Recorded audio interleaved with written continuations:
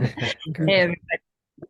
Here we go. Okay, so speaking with us today is Adam Rabinowitz. He is an alumni of Brandeis, graduating in 2014 with a Bachelor's of Political Science and American Studies.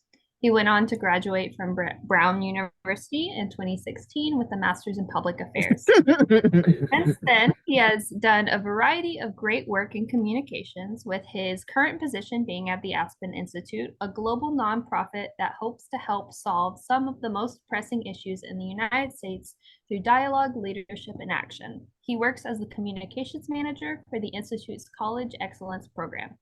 Thank you for coming to speak with us today, Adam, about your career journey and your work at the Aspen Institute.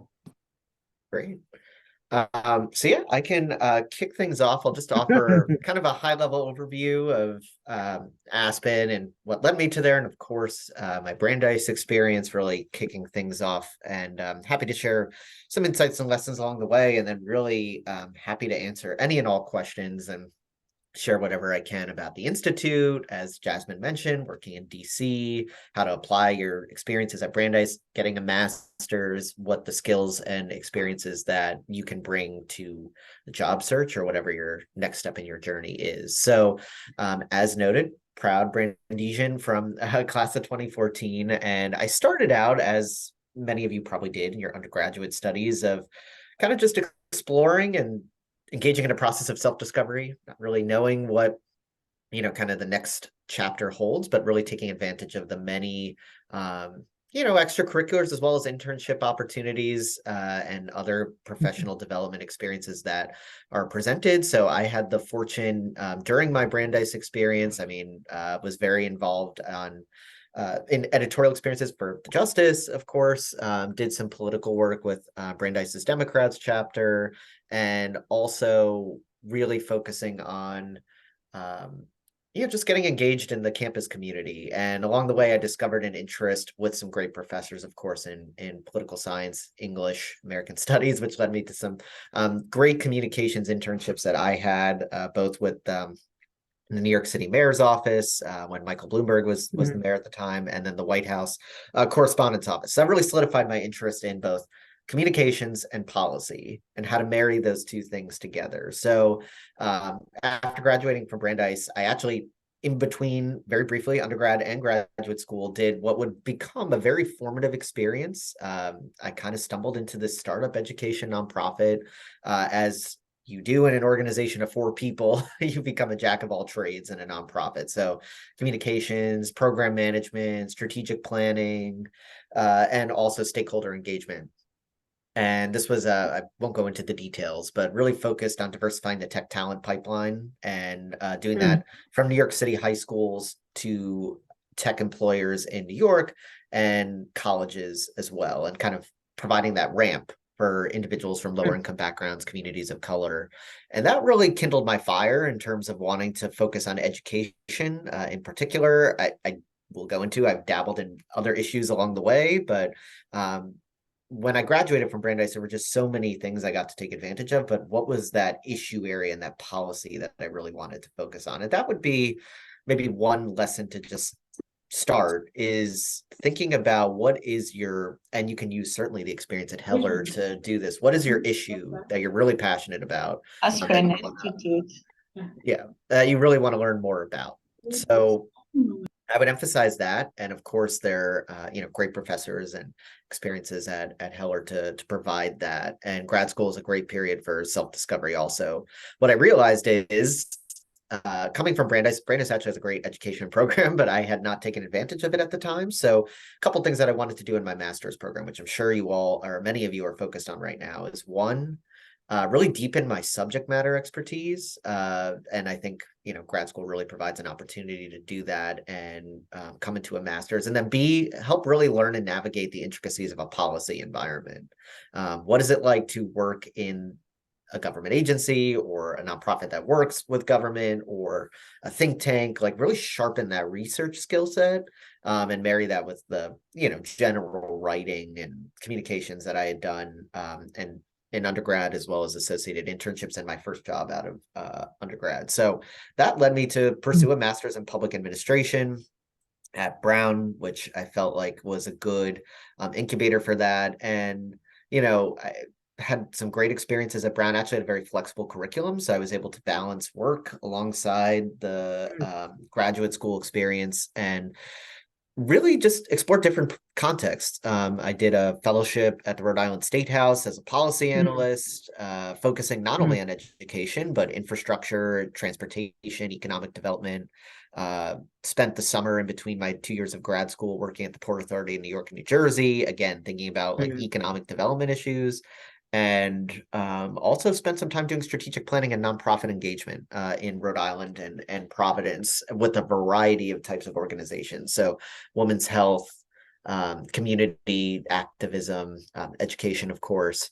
And that gave me the space to really, I came in doing, wanting to do education, but I also really got to know various kinds of issues. And a couple of things I mm, learned coming out of graduate school, which I'd really emphasize, is the writing in a policy environment. So writing mm, that 1 to 2 page memo where if you're funneling very complex, detailed information up to a high level stakeholder, what are the 5 things they have, 2 minutes, like what are the top line things that you need to communicate that need to then be funneled up to other key stakeholders. That was a mm, skill in, undergrad. Many of you mm. probably experienced writing the long form papers and whatnot, which has its space, but how do you write those quick hit things that are very actionable? And that is what I really took away from graduate school, as well as just exploring, like, what is it like to be in a nonprofit environment? What is it Mm, like to be in government? What is it like to be in private sector space? mm, So really just exploring those contexts. And of course, invaluable deepening of subject matter expertise. I know at Heller, they're phenomenal professors also. I took advantage of office hours. I picked their brain on like also exploring like what are their professional networks, what were their experiences leading into Heller, and I actually made some great connections along the way that kind of helped me on my pathway to DC. So I would certainly, I'm sure you all are doing this, but really lean on the fantastic faculty that I know are at Heller, and to get a sense of not only the instructional piece, but about they all have illustrious professional backgrounds, and can they set up informational mm, interviews. I mean, that was a cornerstone of what I did in graduate school, tried to fit it in, but I really mm, mined the Brandeis community and Brown when I was there, to really see who are the alumni. Think of the 10 to 15 organizations that I want to be at, and then try to see. I'm sure there's a Brandeis connection there. I know I mm, was able to speak to that, or a Brown connection or your undergraduate alma mater, and reach out, LinkedIn, email, etc. 30-minute chat, learn more about what they're doing, what led them to the field, some tips and tricks, and that helps build the path, to what you want to do out of graduate school. That actually directly led to the first job I had coming to DC about 7 years ago.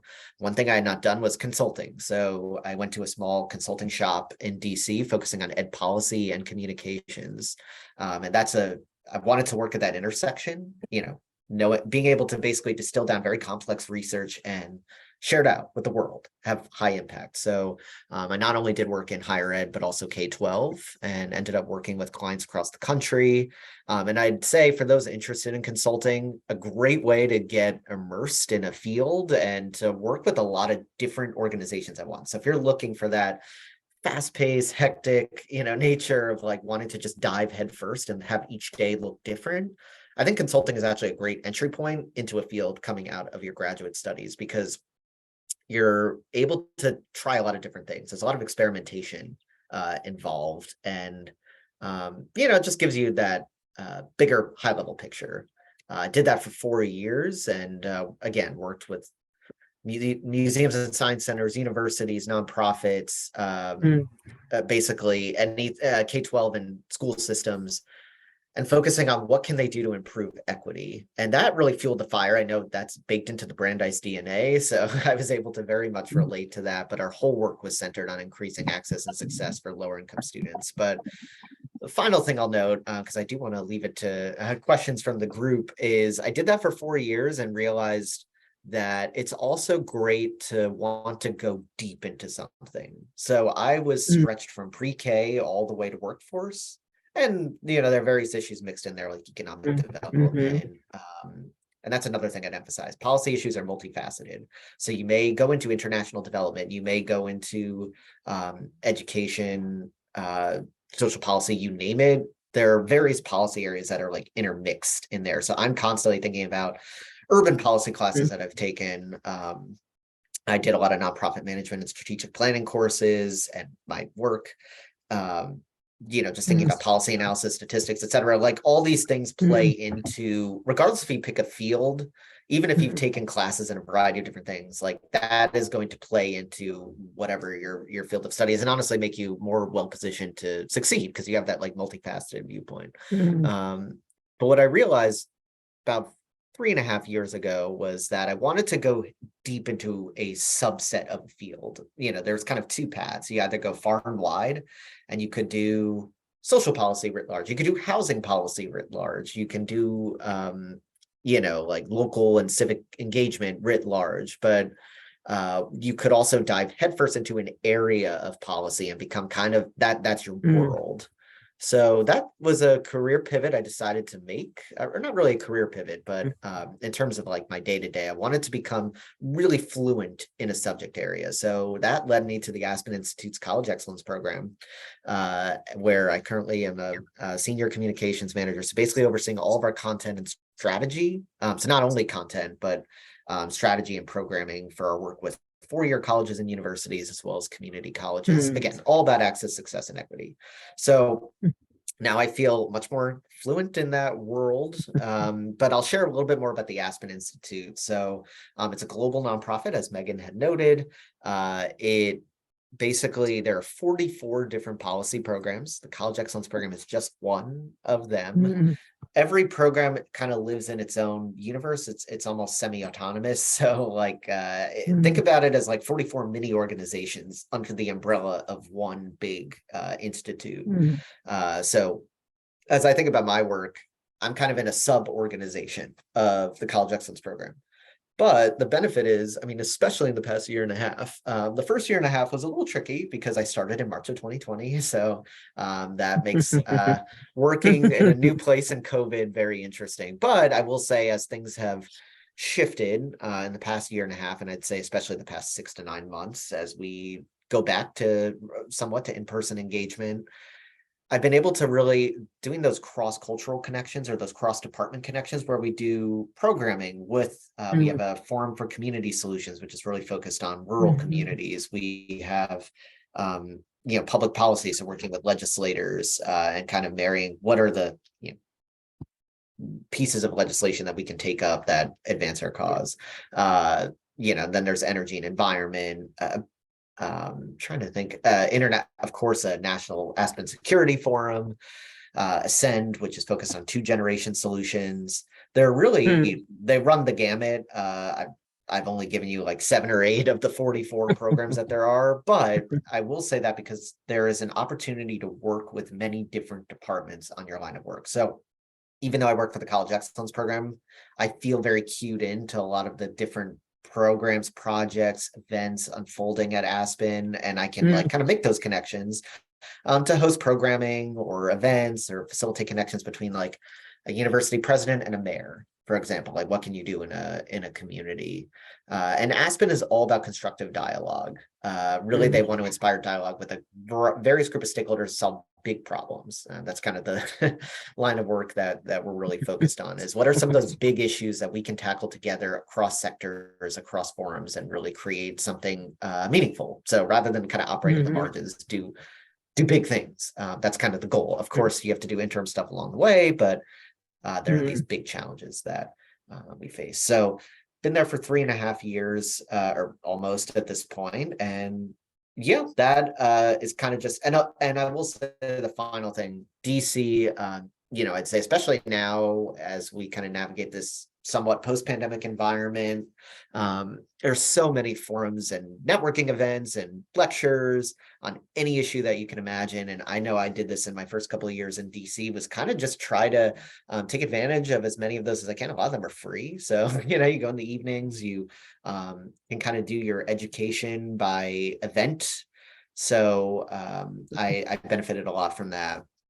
Just learning, I mean, even issues that I don't really get involved in now, but like I think about defense and national security, just hearing from a lot of cool people on great things, and made connections that I still keep in touch with. Again, even though mm, I'm not going in that issue area, it's just good to have that like cross-sector vantage point. And I think, being in DC in particular gives you a real opportunity to do that. But I'm we'll emphasize you could do that in any city. I will. DC is just unique because you have like the whole policy intersection. But if you don't end up wanting to go to DC, or that's not where your professional path leads, you can take the same approach. Certainly, think tanks and nonprofits and legislative. I mean, there's that.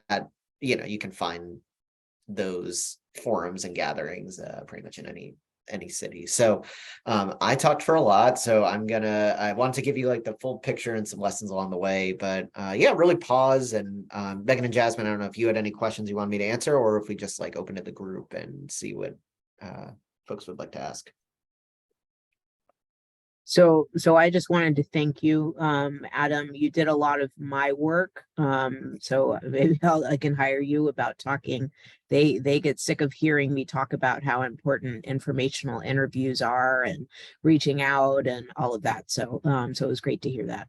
Yes. Particularly at an organization like Aspen, which is organized the way it is, right? So that really understanding different people across the aisle, et cetera, is important. So, yeah, absolutely. I can't emphasize enough. I'll give you guys an anecdote. So, it might sound crazy. So, in between working, going to grad school, so you don't have to do this, but I ended up creating a spreadsheet basically of all these info interviews I do. I'd send out a ton of cold messages on LinkedIn. Again, I tried to use the university tie at first. Of course, you go to Brandeis, Brown, that's in my case. And I also then went to the point of saying, okay, I want to work at X. I'll just use like interesting policy, like Center for American Progress, for example. What is the role I want to be at? Reach out to the person. Cold. Want to, and a lot of the times, I mean, not everyone's going to respond, but I'd say a decent number of people did the same exact thing and want to pay it forward and have that conversation to like kind of cultivate the next group of leaders. I still do that. To this day, I always try to pay it forward and create those connections. But I actually did 100 informational interviews in 2 years. I'd find in the margins, like doing it at nights or like if I had a free half hour. And I will say that I applied to many jobs on the basis of that. And the first job at this firm that I mentioned I worked at for 4.5 years was off an informational interview. So I reached out to the woman who I had no connection with other than like, this is an organization I'd want to work at. We had a 30-minute chat. Over 6 months, just kept it going and connected and seeing if there were any jobs, and stars aligned. And if I didn't make that cold outreach, I would not have had that job that led me down this path. So I can't emphasize enough the importance. I know it's pain to like throw your message in the ether, but it really could pay dividends to do that. So I will enthusiastically reinforce Jasmine's advice. Thank you. Well, I wanted to echo Adam's invitation to open it up. Just go take yourself off of mute. If you raise your hand, we'll make sure that you have a space, and you're also welcome to put things into the chat. So I'll try and pay attention to all of those things. And really, this is Meghan's session. So so they will be paying attention to it.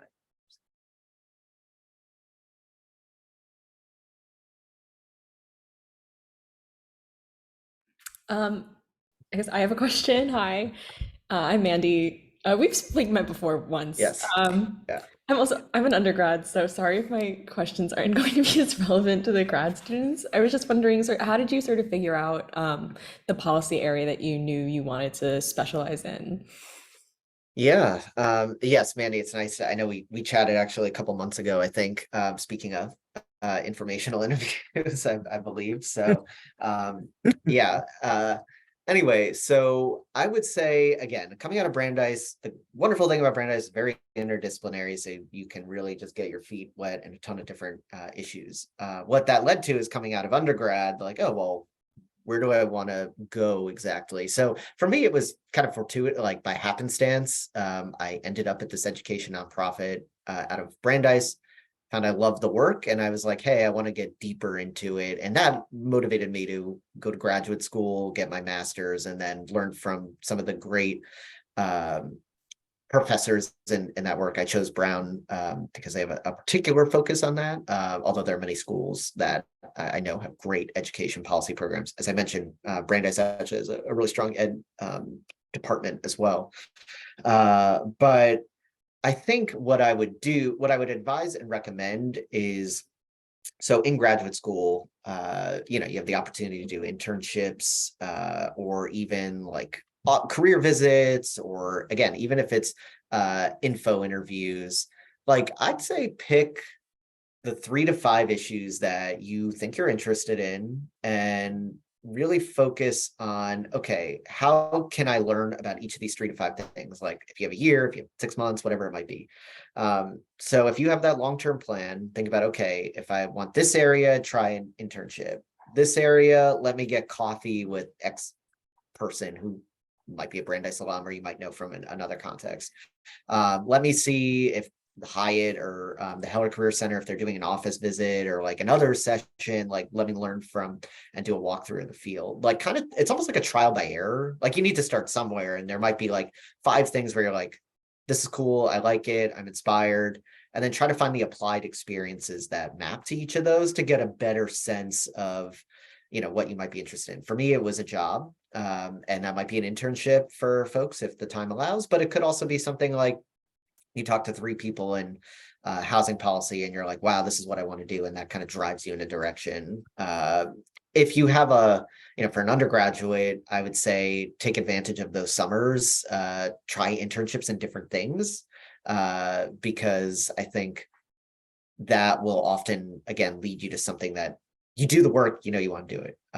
So I know with graduate school, it's a little less of a runway. So I would try to do some of those more interim experiences, like, and people are often willing to do it. Like, info interview, if you go to Boston, if they're in Boston, for example, you do like a coffee chat. The in-person engagement is really nice if you can swing it, but it's not necessary. And then even see, like, they have a lot of career development at these companies or organizations. So even if you can reach out and try to do like, hey, I'd love to like get a sense, I'm an aspiring X student who wants to do this, like, kind of try to establish that visit. If you could do it in person or virtual, they might be able to connect you with various things. So I'll end by saying it's a lot of trial by error, but start with 3 to 5 issues and then think about applied experiences from a conversation to an internship that map to that. So, so Adam, there are a couple of questions on the chat. So Miriam, do you want to ask your question, or would you like me to? I see it in the chat also. Oh, you Jasmine. do see the So, chat. yeah, Okay, great. yeah. So I can just go off that. I know some folks, Cool. like Thank Kim you. mentioned, they're in the quiet room, which Yeah. I remember very fondly, so I can understand that. So Miriam, great to hear your interest in the policy comm space. So I'd say my advice is, I mean, I'm gonna sound very repetitive and like a broken record, but I think it's one, like, first, okay, let me establish the organizations that I want to work at. Like, again, think big sky, like, here are 5 places I'd want to work at. B, find 2 to 3 people, like, that you would reach out to, try to get that info interview in place. And then, if there's a job opening, great, apply for it. If it's something you need to cultivate over time, which I know is getting to one of Kim's questions, that's fine too. So I would emphasize a couple of things. Info interviews are huge. I think, and that'll help you determine like the places you want to apply also, because it can seem overwhelming, especially if you want to go into, you don't have a set vision of what you want to do. There's so many openings in various policy spaces, and it can seem very daunting. Like, how do I prioritize my time? The best way to do that is to get a firsthand perspective on the job and the experience, and et cetera. I mentioned events. I think that's also really important. Like, a lot of times there'll be like free things from, I'll mention some of the think tanks like Brookings, Urban Institute, Center for American Progress. I mean, I can think of countless other nonprofit organizations that do free events, like speaker panels and discussions they interest you, attend those, and then oftentimes they'll leave contact information after. So, reach out to the speaker, say you were inspired by their talk, want to learn more, etc. And that gets your foot in the door to speak with a researcher, policymaker, etc. And I think that is one other tactic I would recommend. And then I think, like, if you're thinking about the skills to emphasize, I'd say there are a couple of things that folks are really keen on. The written communication. So can you write succinctly and crisply and get to the point, basically, for like a high level audience? So I think that those are, I'm sure, a lot of the skills that you're developing at Brandeis and graduate schools. So I'd really lean on that. Any applied problem solving or critical thinking is very important too. So name an issue that you have tackled. I mean, it could be, in the abstract, you might have done like class or something, and it leads to some capstone or presentation or something like that. But you folks want to also see, like, what was a problem you concretely tackled, like a policy challenge, and like, how did you do it? So I would emphasize, calling out and elevating those experiences. And I would also say, another big thing is authenticity and passion for the field. I see that a lot when we're screening candidates. And that's why I emphasize, like, there's some exploration involved, but ideally when you're applying for a job, you are really like, you would love to do it when you go in. So really being able to convey why I'm interested in this and what do I want to do it for, and what outcomes am I looking to achieve. Pulling that up is really important, because you might check off all the boxes, but if it's sense like, oh, I just threw my application in, that, I mean, sometimes, it depends, you fall in love with something later on, but I'd say that oftentimes the strongest candidates are those that have the clearest link to their work. So those are some of the skills I would call out in like a resume or a cover letter. But yeah, I think those are a couple of steps, Miriam, that I would advise. Okay, so I see Kim's two questions here. I'll start with the first one. Continuing the relationship with your connections. Great question. So of course, send a thank you note after. I mean, I'm sure you guys know this, but thank you for the conversation. I'd love to keep in touch and keep them posted on your journey. It could be over email. You don't have to have a phone call every single time, but something I do often, can't guarantee this with everyone, but once you have that info interview, people want to continue to be helpful. It's not just like, I talked to you once and then see you later.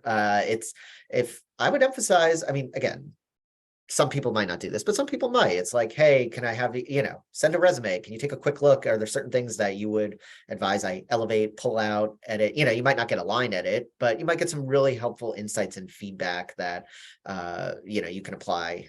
Resume, cover letter, just tips and tricks of like, what should I call out in an application to X organization? Just try to keep the contact going. I wouldn't say, try to be strategic with when you're reaching out. You don't want to reach out like every week, like, constant updates, but certainly, think about every, I don't know, 4 to 6 weeks, 6 to 8 weeks, with just like a little interim touch point. Thanks again. I wanted to let you know I took X advice and I'm applying to these places, or I spoke with these people, or I'm really interested in your organization. Love to have a follow-up conversation. But just find those strategic interim checkpoints every 6 to 8 weeks. Even if, and that just keeps the conversation going. I mentioned with my first job coming out of grad school in DC, that's exactly what I did. I had the info chat for 30 minutes, very interested, but it could have ended right there.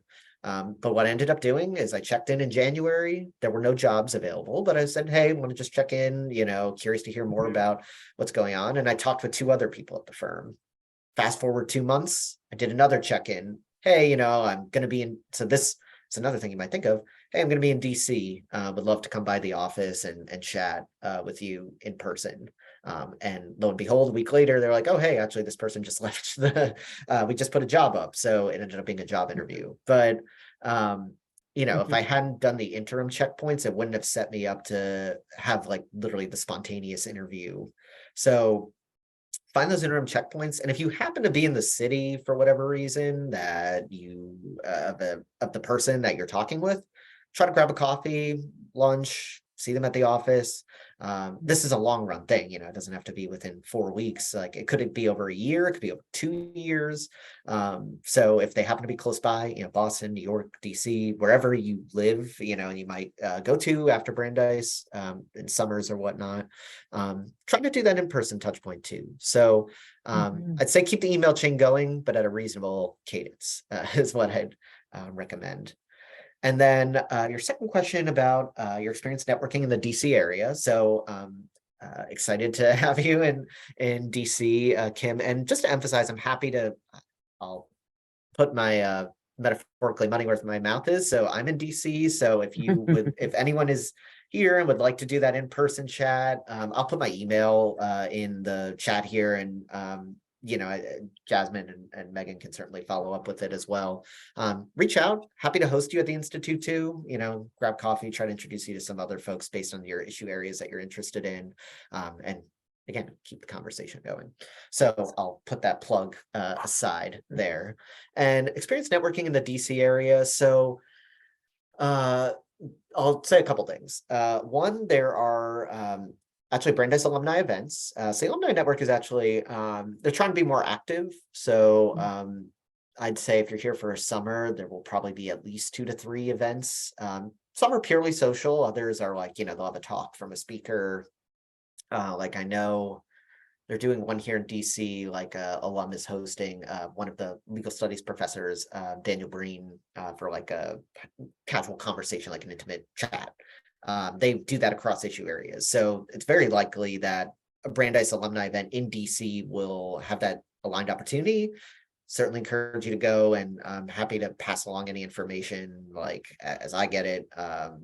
You can always sign up for the Brandeis alumni network too, or any of the chapters as well. I'd emphasize doing that in any city that you go to, because there are a lot of policy related events and a lot of Brandesians who have done terrific things in likely in any of the spaces that you're interested in. So I'd say that think about if you've done any info interviews and connections or any in DC. I highly encourage that's a great time to reach out and say, hey, I'm coming to DC this summer, would love to chat, or again, any city where you're interested in.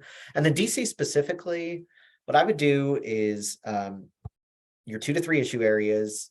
What are like 10 organizations, think tanks, nonprofits, and or Hill events? There are a lot of stuff on the Hill if you're interested in like domestic policy. And just literally scroll their websites, that all of them have public events. Go to those. They're usually in the evenings, so they would not conflict with your work schedule. And just you'll have the passive lecture or talk, but there's usually like a reception before, usually, and some mingle time after. And folks usually have like name tags in some cases, so you can know like, oh, this person, like I would love to do that. A lot of it is just kind of taking. It might seem like a little daunting. Oh, I go up to this person that I don't know, but that, I'd say in DC people are very aware of, like, that's not a strange thing to do that kind of thing.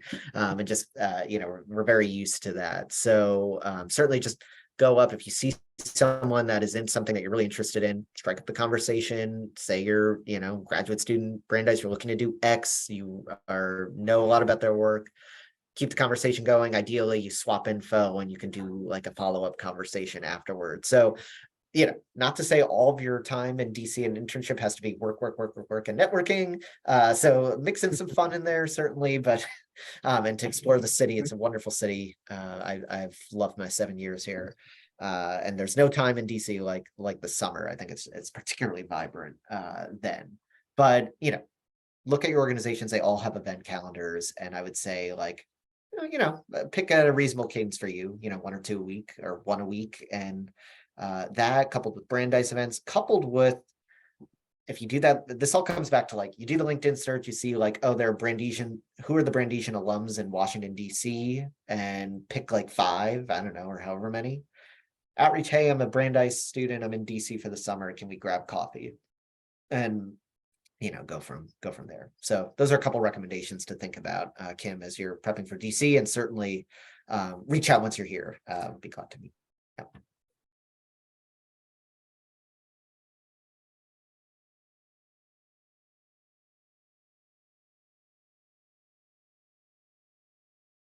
anything else that folks are, curious Yeah. about, interested in? It could be big, like non-DC in education or policy, like just like another thing that I often get is, so how do which I talked a little bit about already, but how do I elevate, the relevance and the importance of the master's degree? So I get a lot of folks who I actually consult with about getting a master, who are thinking, oh, do I get a master's or not? You guys, a lot of you are there already. So I would say a couple of things that you really can elevate that make the grad school experience particularly distinctive are, one, the applied skills that you build, really important. Two, a lot of the work is probably more, if I had to guess, based on my experience, a lot more hands-on. It's less like write the 25-page paper on X, Y, and Z, and it's like more applied work products from your classes, maybe. Really emphasize that. That's a key differentiator between undergrad and grad, in my experience. So even if you didn't take as much time before grad school and kind of either went straight through or took a year or two, those experiences can really stand in for stuff you might pick up on the job. So I would really think that's a differentiator. And then some of those skills that I mentioned earlier, I think are critical hallmarks. That's what I picked them up largely from grad school. Of course, Brandeis provide me with a foundational education, but I think like there's some skills you just pick up in graduate school that are more relevant for the workforce that I think would serve you well there. So those are just a couple of things to elevate and emphasize from graduate school. And one other thing I'll say is, I'm sure Jasmine and Meghan do a terrific job of this, but part of being at a graduate school or a smaller community is the alumni community is a little bit more smaller and intimate. So there's a greater likelihood of kind of like making those connections. And the master's degree often signals a level of expertise or experience. And I think that allows you to kind of catapult from an entry level to, it might be an associate role to start. Again, it entirely depends on how many years of experience you had before you started. You don't want to take a step backwards from where you went before you went to graduate school. But I'd say it brings you up like a rung or two from where you start. But certainly lean on the terrific staff and the alumni, like forums like this are fantastic. I tried to do as many of those as I could when I was at Brown and even Brandeis, even though I wasn't as sure with what I wanted to do at the time. I did the career exploration. So would highly, I think those are just some things because, oftentimes people wonder of like, the investment, people ask me, yeah, is it worth it? And I do say it is, especially because if you want to signal that you are dedicated, committed, and invested in an issue area, and you want to build a skill set to navigate that workplace, then graduate school more or less signals that to an employer. And especially in policy, I think the master's goes a long way because we really prize that like subject matter expertise and some of the applied work. And a BA, you can, it's not a requirement.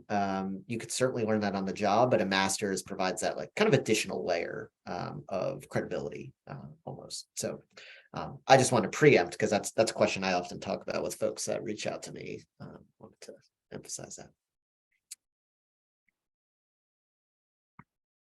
I just wanted to quickly note that there are a number of folks who are on this call who are doing some of our global programs or who are themselves international. And I just wonder if anybody has any questions in that around your global programs or about your international experience.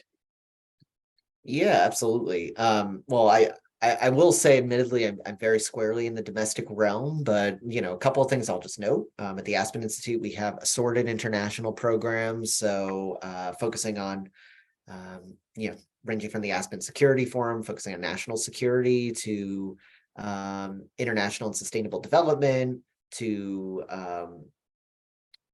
really, women and girls empowerment, a variety of issues that we work on a global scale. We actually have chapters in a lot of major cities. So, across the world, we actually have one in Kyiv in Ukraine, London. I believe there's one in South Africa.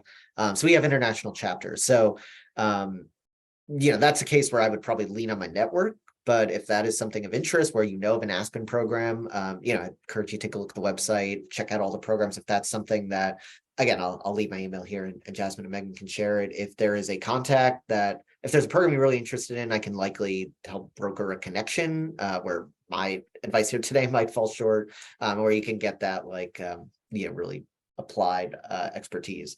And the other thing I'll just extend couple things. One, DC is a great place to get the global perspective if you want to stay domestic, although I understand if you're international, might not be the case, but World Bank, IMF, the UN has significant presence here in DC, a lot of great international organizations, and DC is really strong in international development. I've actually, just by happenstance of fellow Brandeis alums or other cases, like I've learned of some people in the area. So that particularly international development work, organizations that usually contract with USAID to do that, like on the ground work, happy to, I have folks who can speak much more to that than I probably can, but will emphasize that DC is a great place to do that. Again, it's not the only city in America that has those opportunities, but DC really provides you with like a lot of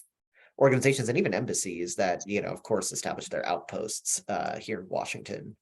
And the final thing I'll just note, I'm going to kind of parrot the same advice I shared earlier, but there are many national security and international development organizations here that do the same thing with public events and speaker panels and whatnot. And if you happen to be in DC, if it happens to be somewhere else, I'd highly encourage you to, consider doing that wherever you end up this summer, or in Boston, during the year.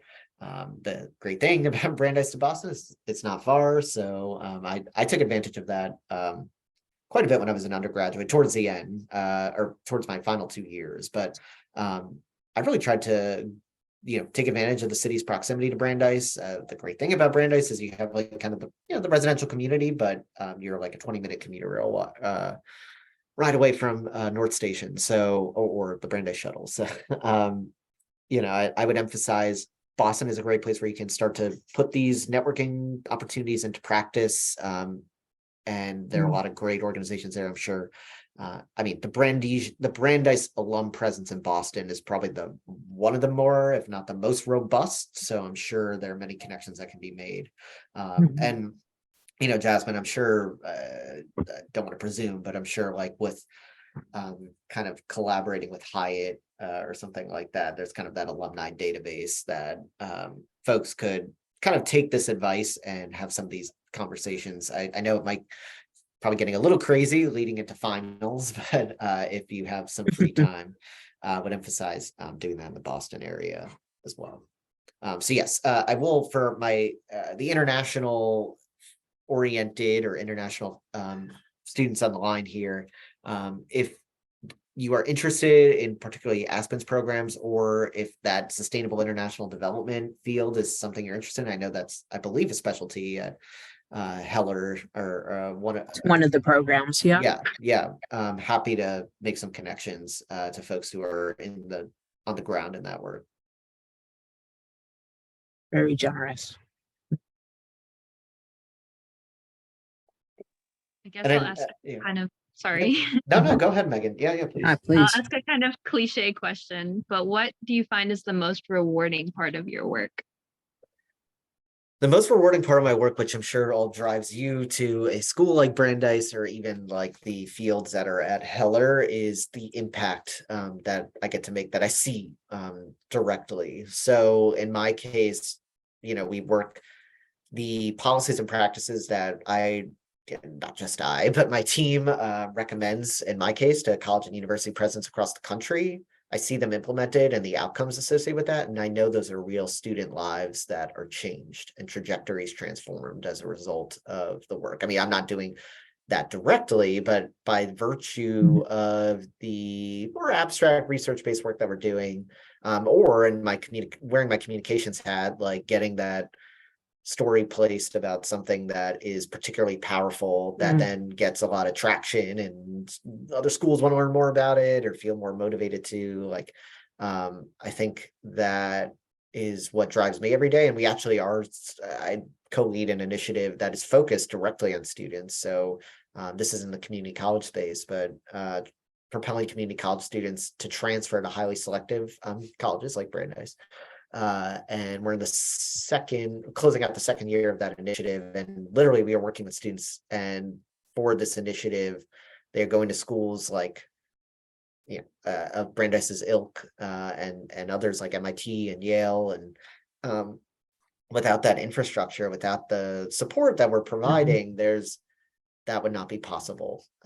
So I think that is not to be probably cliched as well, but the impact. And for all of you who are interested in policy areas, you will all have that opportunity. And it might seem like if you're maybe in more of an analyst capacity, or in a more want to say like technical role, it might not seem that way, but I just want to emphasize any work in the policy space, the data analysis that you're doing, the the research that gets fed up into a memo that goes to a policy stakeholder, if when implemented, your deep work drives policy change that has impact on lives. So I always try to, at least in my role, I have the fortune of doing that direct engagement, but I know in past roles that I've had, or that's not as evident. And I want to emphasize that anything you do in an organization drives practice and policy change. So keep that always in the back of your mind, even if you're knee deep in a, advanced statistical analysis or whatever, that gets fed into something that's public facing and that has real value. That's a great point. So are there any other questions? This was a really, really great talk. Adam, I appreciate it. We often focus our outreach on Heller alums, and without being mindful of how much richness there is in the larger Brandeis community. And I think, this is an example of why students should think of their network as Brandeis wide. Absolutely. Yeah. Do not just think about, when I see Heller, or I actually did some student work at IBS, for example, and there are actually some, not as many intersections, but I see it as a Brandeis community. I don't see it as like Heller, IBS, or I was undergrad. If you reach out and you're a brand, not to say that you could do it cold to someone, but I certainly did, but that Brandeis tie, I'm not looking at grad or undergrad. I'm really focusing on the on the place ties. So that's wonderful. Well, thank you. It looks like there's a little bit more, and I know that Adam, you said that you're comfortable with us sharing your information, so Yes. I will do that by email as opposed to in the chat. Great. Sounds good. Yeah. And I did leave it for folks on here, but I know obviously there were many people who I see. might have wanted to come but couldn't make it. So feel free to share that into the whole network also. And I'll just look out for that, and happy to keep the conversations going. And I'll emphasize, I hope this was helpful, but Jasmine and Megan, if there are any other forums or opportunities that you would like me to participate in, happy to, in the spirit of continuing that, certainly let me know how I can be of further assistance. Thanks so much, Adam. All right, take care, and everybody have a wonderful weekend and be safe. Thanks so much. Take care. Bye.